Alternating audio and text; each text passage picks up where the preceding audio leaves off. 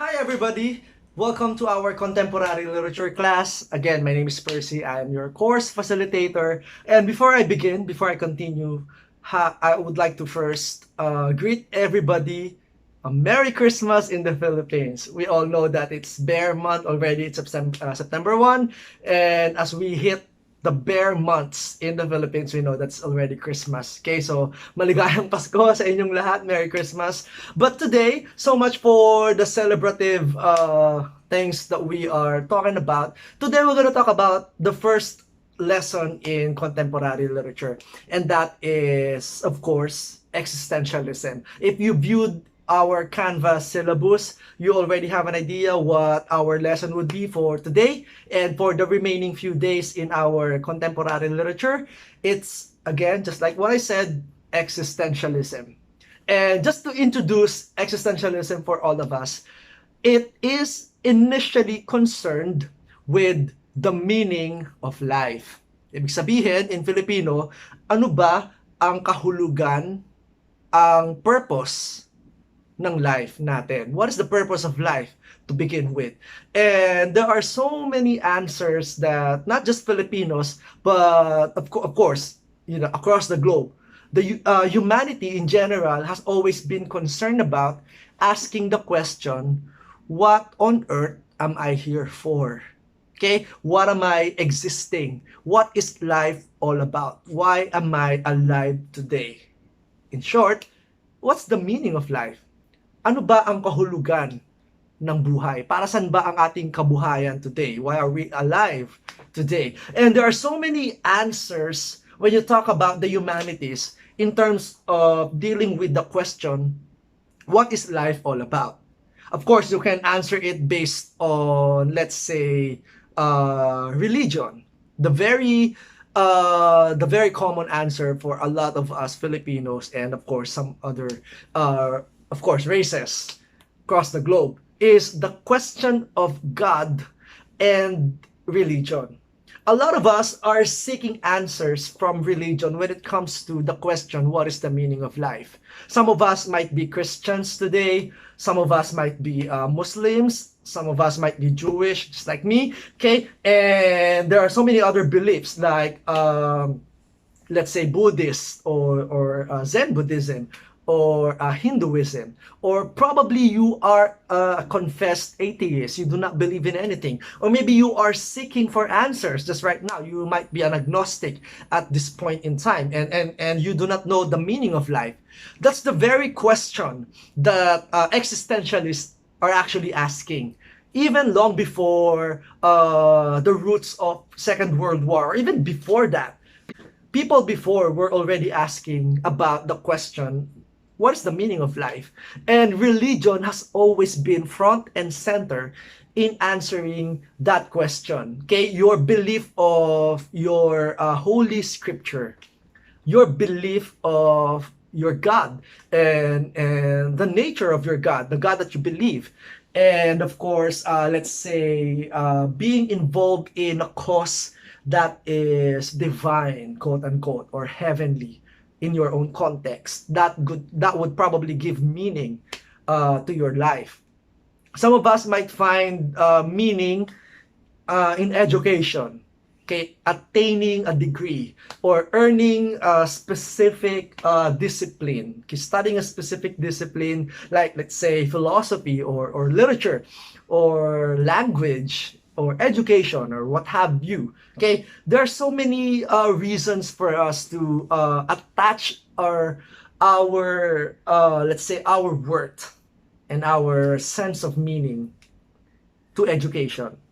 Okay, the higher I attain in terms of degree, in terms of accomplishment in life, diba? The deeper I can probably understand my meaning and purpose here on earth in my life. Some of you might probably answer the question, what is the meaning of life, when it comes to, or in terms of being part of something bigger than your cause. Let's say being involved in charity or a cause that would probably make you be selfless, quote unquote. Okay, so donating to the poor, or being part of a cause, okay, orphanage, or let's say a movement that deals with that aids humanity's need, and a lot of the present day ills of society. Okay, going to Africa, going to the remote areas, going to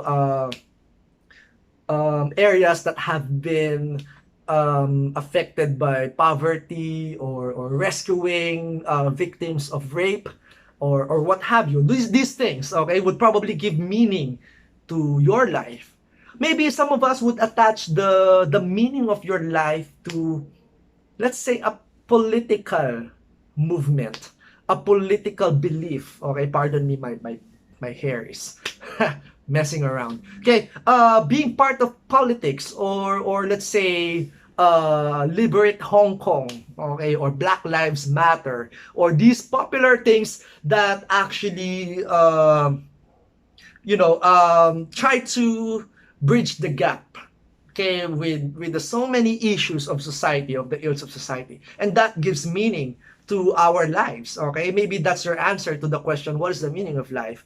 Or maybe some of us would find it in relationships. Okay, so having that significant somebody, okay, that person who would love you, okay, unconditionally. Let's say having a boyfriend or a girlfriend, or somebody who would understand, and somebody who you can love, and you would also feel loved. Relationship can be an answer to the question, what is the meaning of life?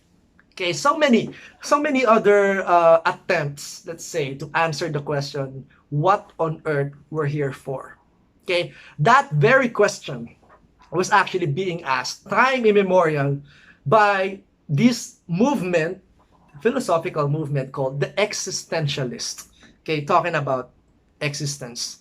But just to say, okay, the popular answers to that question, be it religion or education, or a cause, or a political belief, or relationship, none of them can give you meaning according to the existentialist. None of this cause bigger than what you live your life for can actually give you meaning in your life.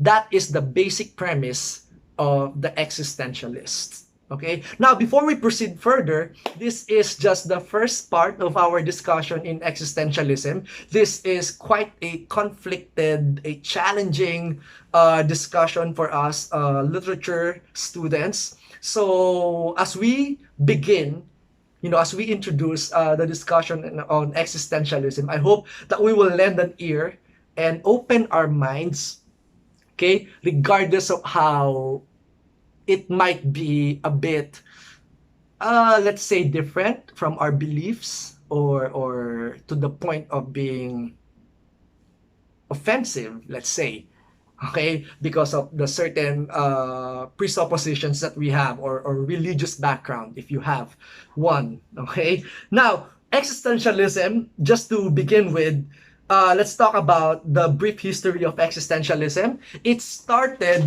basically in the 19th century. So when we say 19th century, we're talking about the 1800s to the 1900s. Okay, that actually is the period of the early beginnings of existentialism. Okay, from the time of Soren Kierkegaard, if you're familiar with that name, or in literature, we have Fyodor Dostoevsky, the writer of Crime and Punishment, and Brothers Karamazov, okay, Notes from the Underground, and so many other literary pieces. We have Friedrich Nietzsche, who claimed that God is dead. Okay, these are, let's say, for the lack of better term, the foundation, or the forefathers, if you may. Of course, they won't claim that those titles, okay? But these are the foundations of existentialism in the 19th century. Okay, now it has become especially prominent in the mid-20th century through popular names such as Franz Kafka, okay, Metamorphosis, Martin Heidegger. In philosophy, we have Albert Camus, in English pronunciation, Albert Camus in French. We have Marie Merleau-Ponty, and of course, the very focal point of our discussion, Jean-Paul Sartre, or Jean-Paul Sartre in French. Okay, so these are the popular names in existentialism in the mid 20th century. So when we say mid 20th century, we're talking about period after the Second World War. Okay, so that basically encompasses contemporary literature. Okay, the effects of World War II from 1946, 47, 48 onwards. Okay, the developing countries picking up from where they left from the effects of Second World War. Okay, these are the things that we are talking about, not just in contemporary literature, but specifically in existentialism. Okay, so just going back to our premise a while ago, religion and education and charity case and politics, relationship, these things would not give us meaning according to the existentialist.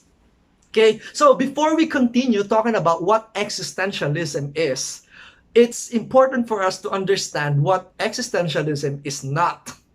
Okay, what is existentialism not? It is not, number one, atheism. Okay, let me just clarify that at the onset. Existentialism is not atheism. When you say atheism, it's the lack of belief of a God or a higher being. Existentialism does not claim and will never ever claim that there is no God. But along the way, we will also discuss that existentialism would say that, quote unquote, God is dead. So how do we reconcile these two? Later on, we'll talk about that. Okay? Existentialism, number one, is not atheism. Number two, existentialism is not a doctrine or a philosophical teaching, which is debatable. Okay, some people would say existentialism is a philosophical belief. But later on, we will clarify what existentialism is, and we will establish the fact that it is not a doctrine or not a belief, but rather something else. Okay, we'll clarify that along the way. Number three, last one, existentialism is not nihilism. Probably some of us are familiar with the term nihilism. Okay, popularly known for some of the premises, teachings, literary pieces of Friedrich Nietzsche. God is dead. So the issue of human existence is front and center in the discussion of what existentialism is. Okay, according to, just to answer the first, what existentialism is not, which is atheism, according to Greek philosophers such as Plato and Aristotle, actually more of Aristotle, as they talk about essentialism, or they claim that everything has essence. Plato and Aristotle claim that everything has essence. When you talk about essence or essentialism, quote unquote, we're talking about nature, properties, characteristics. Okay? So when Plato and Aristotle claimed that everything in this world have essence, what they're simply saying is that all substance, whether be it humanity, human being, or an animal or a thing in this world, they all have what they call an essence. Okay? Essentialism. Everything has an essence. Everything has a nature, a property. Now, going to the discussion on the humanities, okay, people, human being. According to Plato and Aristotle, sabi nila, okay, humanity has an essence. We all have that sense of who we are, our nature, our properties, quote unquote, our characteristics, which is innate in us as human beings. It is innate in us, meaning it has always been there in our lives, in our life, in our humanity in general. So that means that any substance, including human beings, have this thing called essence. That's what essentialism believes, which simply means that as human beings, all of us have an essence, have a purpose. We all have a nature, and we adhere to that. Okay, so there is, according to Plato and Aristotle in the ancient times, there is a predetermined purpose by which we align our direction, our lives to. So that simply means that as human beings, we all are created for a purpose. Kind of similar to what religion would teach us.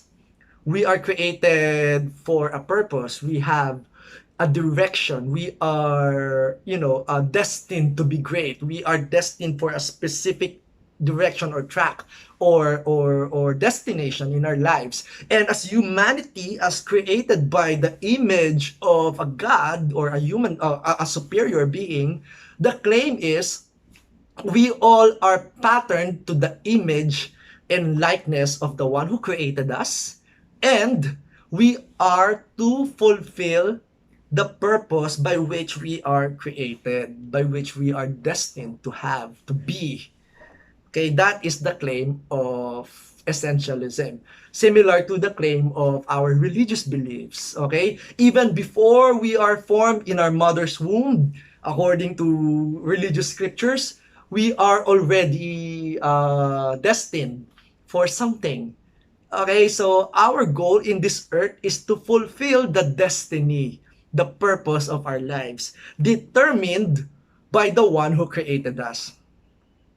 Now, the problem with that, according to existentialists, not according to me, but according to existentialists, the problem is that anything that presupposes that there is something higher than human desire to fulfill his or her own life's purpose or meaning or destiny is actually futile.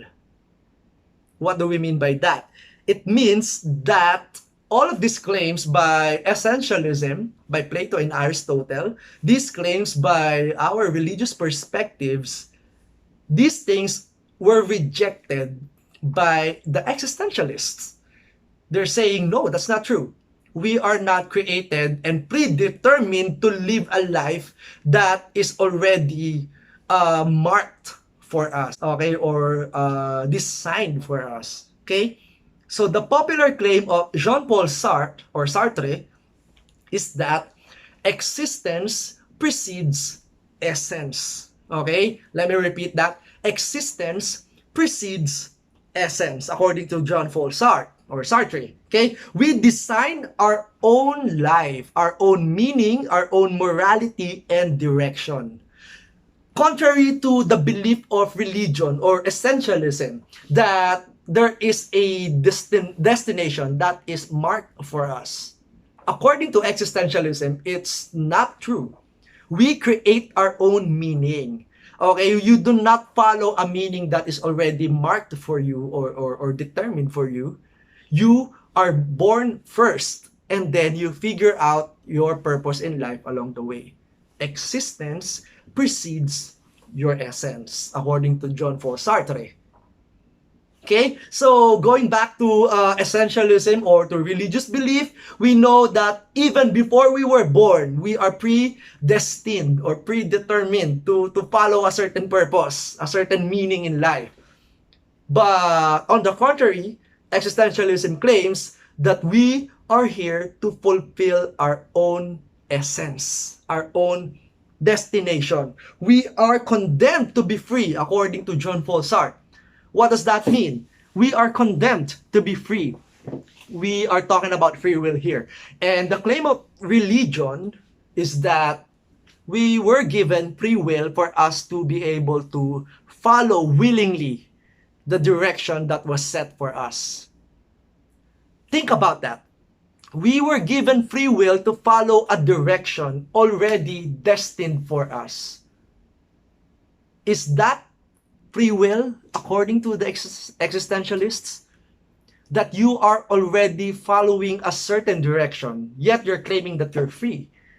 If you have free will, then why are you supposed to follow a direction that is already determined for you? then there's no freedom at all because you are predestined to follow something. That's the claim of the existentialist, or rather the question of the existentialist. If you are already free, then why are you following a certain direction? When in fact, according to them, you can create your own direction in life. You are creating your own meaning and morality and purpose. These are the conflicting ideas of existentialism and essentialism of religion. Okay? Going back to the statement of Jean-Paul Sartre, we are condemned to be free. It means, yes, we have freedom, but freedom in the context of existentialism simply means that we were abandoned. Okay? We were just thrown away to this abyss called life. And we are here to figure out what life is, what the meaning of life is, what our purpose is in life, and how do we give meaning and direction and morality and standard, if you may, in our very own lives. We are condemned to be free. Freedom is such a good idea that, you know, when you talk about freedom, we're talking about us being able to do whatever we want to do. But to the, you know, the perspectives of the existentialists, they're saying that freedom is not just something that you enjoy. It is something that you're condemned with. Condemnation, okay? Meaning you are to suffer with. Freedom is suffering because you have no choice but to figure out what life is on your own. Okay, so that's what they're saying. We are condemned to be free, according to Jean-Paul Sartre. Okay, so the issue of human existence, according to Jean-Paul Sartre, is that, going back to his 1945 lecture on the condition of humanity, or in, you know, the title was actually, is Existentialism, Humanism. He said, or he claimed, that existence precedes essence. Again, let me repeat that for everybody. In essentialism and religion, we're saying that you are predetermined, you are predestined to follow a certain track or meaning or purpose or direction in life before you were born. Everything is already designed for you. In the opposite of that, according to existentialists, you are born first and then you figure out the meaning of life along the way, because you are condemned to be free. Okay? Now, going back to essentialism, rather, you have a predetermined essence or meaning in accordance to, let's say, the divine perspective, okay? According to a higher being, whether be it Yahweh or Allah or Yeshua, okay, or whoever you believe as a higher being. According to the belief of the, you know, of essentialism, there is somebody who designed everything for you, an intelligent designer, somebody who designed the purpose of life for you. It's just a matter of you searching for it or discovering the purpose and meaning of your life.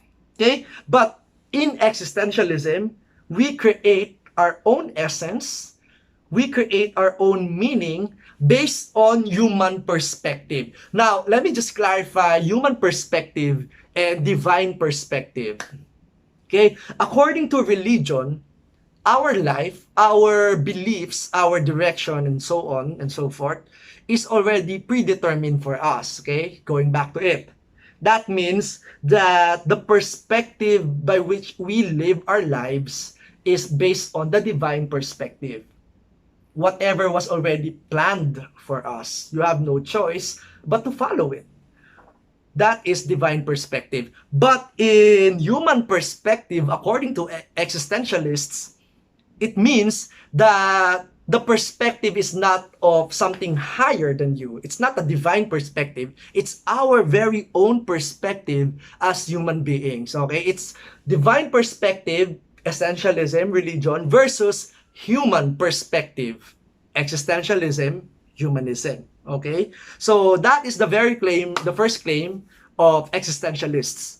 We are not essentialists. We are here to determine our own purpose in life. Okay? Nobody can say what you're doing is wrong.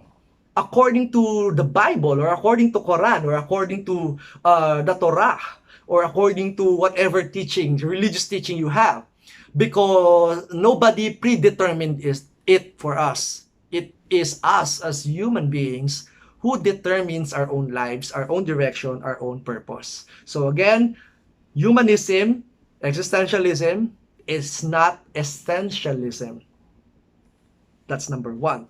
Number two, we said a while ago that existentialism is not a doctrine. It is not a teaching, a philosophical teaching. Rather, it's a philosophical movement. When we say movement, we're not talking about the doctrine or the teaching. We're talking about the era or the time frame. Okay? When you say philosophical movement, think about, let's say, skepticism. Skepticism is not a doctrine. It's not a philosophical teaching. It is more of a movement during a period where, in history, where people are doubting knowledge, doubting different sources of knowledge. That's what, pardon for my hair, okay? That is what skepticism is. They are trying to doubt the beliefs that are popular during that time. Okay, so skeptic. They're very, very skeptic about what to believe, what is right and what is wrong. Okay, that's a movement. We also have, let's say, post-structuralism. Okay, thinking about, let's say, language and the structures of the world. Let's say the structure of gender, the structure of morality, the structure of education, and so on and so forth. Okay, these things are movement rather than, or more of movement than doctrine or belief.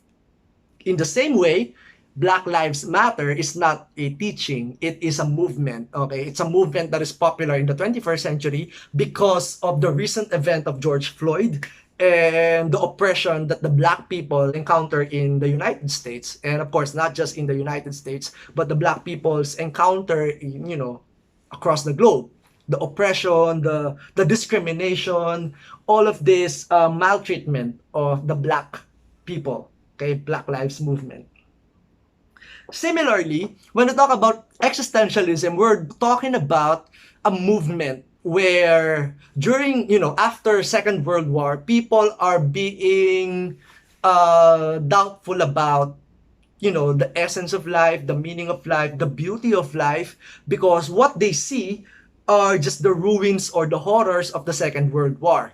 Okay, they see the effects, let's say, of the Holocaust or the Shoah, the Nazis' brutal efforts, the establishment of the superior Aryan race and the exclusion of the other races and colors and people group.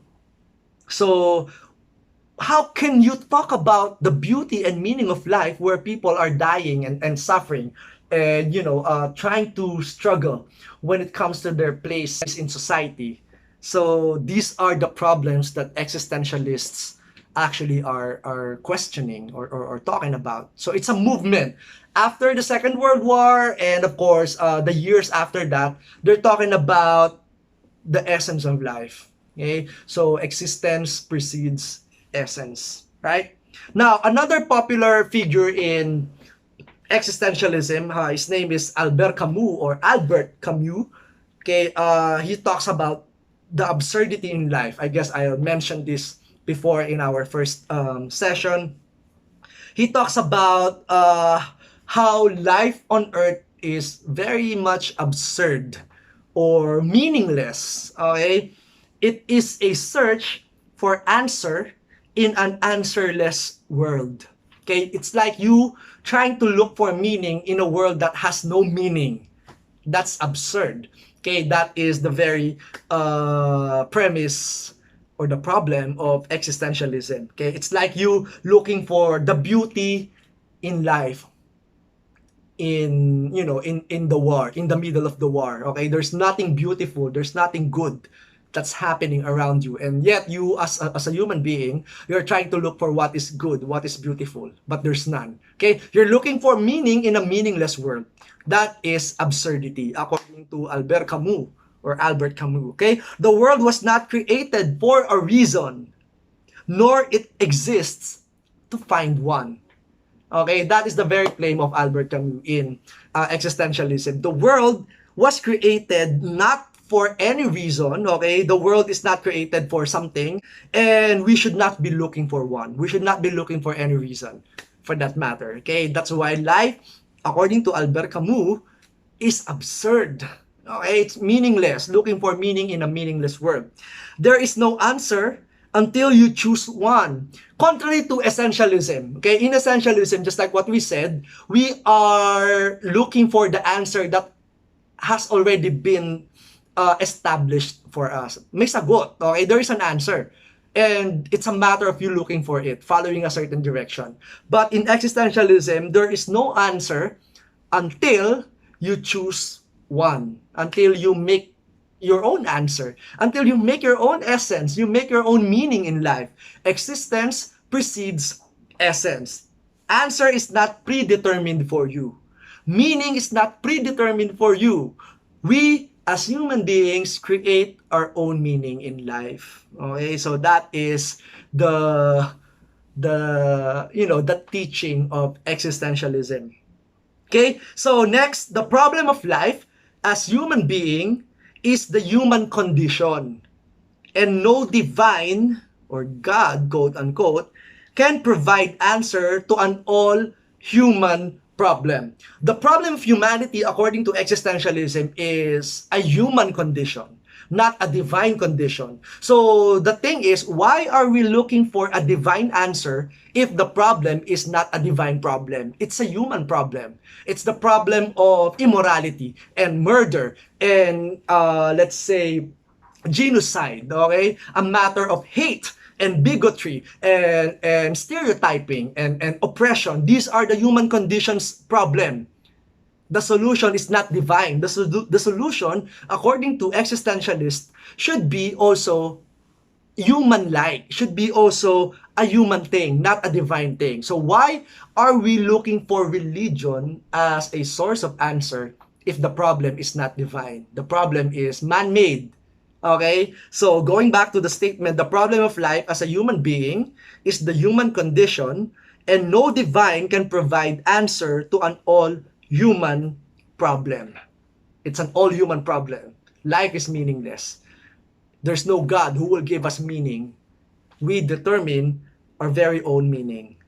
In the words of Friedrich Nietzsche, he said, it's human, all too human. Okay, he talks about the human condition. Nietzsche said that the problem is human condition and it's all human. We exclude the problem of the divine because we cannot account for it. Okay, the problem is humanity, tayo as human beings. And the solution should be also about human beings, our human condition. Okay? So, Friedrich Nietzsche is also popular for the quote or the term, God is dead. Okay? He did not say literally that the divine is, is dead or he died. What Friedrich Nietzsche simply meant by that is that there might be a God, but there's no intervention. He actually, God does not care about our humanity, our condition. Because if God is real, okay, if God cares, this is not me. Okay, I'm not, asking you to to be evil or to be converted to something else. But according to the claims of Friedrich Nietzsche, if there's a God and he is alive, then why are we suffering? Why can't we find solutions to the problem of humanity? If there is a divine intervention, then a lot of the genocides, of the mercy killings, of the oppression, of all of the evil things of this world could have been eradicated because there is a powerful, quote-unquote, God who will rescue us or save us or give us salvation from all of the human problems. But the thing is, there's none. Simply means the problem is human condition. The solution should be also human. All human, according to Friedrich Nietzsche, not divine. Okay? So he rejected, or existentialism rejects the attempt to answer human problem by offering an alternative object of realm such as a god or a heaven or a hell or an eternal damnation or punishment or an eternal destination. These things are just imagination. There's none, according to the existentialists. Again, let me differentiate that. Atheists would say there's no God to begin with. Existentialists would say probably there is, probably there's none, but if there is, wala siyang pakialam. Wala siyang ginawa. He or she, the God, the supernatural being, did not intervene to our human affairs. And if he did or she did, then life could have been better and should not be miserable, just like the world that we're living in right now. If there's a God, then he could have prevented COVID-19 from spreading, thousands of people from dying helplessly. Horrors of the Holocaust could have been rescued. 6 million Jewish people, 10 million different races being slaughtered, being burned alive. These things could have been prevented. Black people being enslaved by white people for hundreds of years. These things could have been prevented if there is a God. And it seems like there's none. So he is dead, quote unquote, according to Friedrich Nietzsche. And in general, existentialism is humanism. It's not essentialism. It is the story of humanity, how we struggle, how we are condemned to be free, how we struggle to live life without killing ourselves because, the easiest way is to kill ourselves. Okay, according to Camus, every day is a struggle to prevent ourselves from killing ourselves, from suicide, from ending our lives. And yet we wake up in the morning, try to figure out what life is in a meaningless world. It's absurd. That is existentialism. Okay, something to think about over and over again. So the reason I recorded this discussion or this lecture is because I want you to reflect, not just as English majors, but as human beings. I want you to reflect on the claims of existentialism, of humanity, of humanism. Okay? These are things that would probably be in conflict with our religious beliefs, our philosophical beliefs, but nonetheless, something that we should deal with and ask ourselves, what is the meaning of life? What on earth am I here for? Bakit malungkot ang buhay? Why is life full of suffering? Questions that existentialists were asking back then, and as literature students, philosophy students, we still struggle with and ask, what's the meaning of life? Last point, existentialism is not nihilism. Okay, let me repeat that for everybody. Existentialism is not nihilism. Okay, existentialism claims that there is no objective meaning. We create our own meaning. In the same manner that nihilism says or claims that there is no objective meaning. So it's the same. But the difference is, in existentialism, one can create his or her own personal subjective meaning. Whatever you feel like doing in your life, that is your meaning or your purpose, according to existentialism. But in nihilism, the claim is there's no personal and subjective meaning. Okay, we are destined to just be miserable and die. That's nihilism. Okay, so why are we alive when we can just kill ourselves and commit suicide? Diba? Because life is just ugly. There's no meaning. That's nihilism. Okay, but existentialism says life is absurd, but nonetheless, it's not that there's no meaning, but you can create your own meaning, your own purpose, your own understanding of what is right and what is wrong, your own morality, your own standards in life, your own direction. That is existentialism. Okay, now if you notice in our reading material, which is The Wall by Jean-Paul Sartre, or Jean-Paul Sartre in English, okay, the story, the short story which is quite long, by the way, is littered with a lot of existentialist thoughts. Okay? Later on, in our second part of the discussion, which will be on Friday this week, okay? So I'm posting this video lecture on a Tuesday. So that means on Friday next week, we will have a follow-up, not technically a discussion, but a follow-up engagement on the topic of existentialism. Okay? I asked you last week to read The Wall by Jean-Paul Sartre.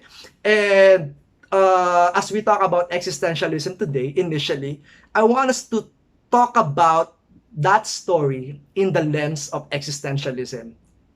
The question is, what is existentialist in that short story? How is existentialism manifested or depicted in the story The Wall by Jean-Paul Sartre? That will be our point of discussion next week. Okay, so I want to end here right now, but just to clarify the direction of our discussion. Okay, next meeting on Friday, I will be giving you other readings or points to enrich your understanding of what existentialism is. And I will also give you your very first assignment, graded assignment about The Wall and existentialism. Okay, so for now, think about what is existentialist in the story The Wall. Okay, if you can jot it down, write it down, think about the existentialist perspective in that short story, then you can write it for now, because that would be necessary for the first assessment that I will be asking you to work on Friday. Okay, so on Friday, again, I'll give you your first task and some other points about existentialism. Okay, I want to make it short, but of course we know that existentialism, the discussion on existentialism might be short, but very deep. Okay, so you can return, go back and replay this video if there are things that you find challenging or problematic. Go back to it, repeat the video so that you can continue to think about, you know, the tenets of existentialism. Okay, so thank you for listening to our first video recording. I will be posting your task on Friday, and go back to the reading The Wall by Jean-Paul Sartre and list down what is existentialist in the story. Okay, because that will be the initial thing that you will need as you work on the first assignment. The first assignment will be posted on Friday. Okay, to give you time to reflect on existentialism. Okay, so I hope that you learned something from our initial discussion on existentialism.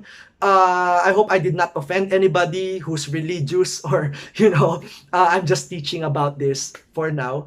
But along the way, we will be able to clarify more about existentialism and the meaning of life. Okay, so as you progress in our discussion, think about that. What is the meaning of life? And what on earth are we here for? That's it. Okay, thank you once again, and I will be seeing you next meeting. Okay, thank you, and that's it for today.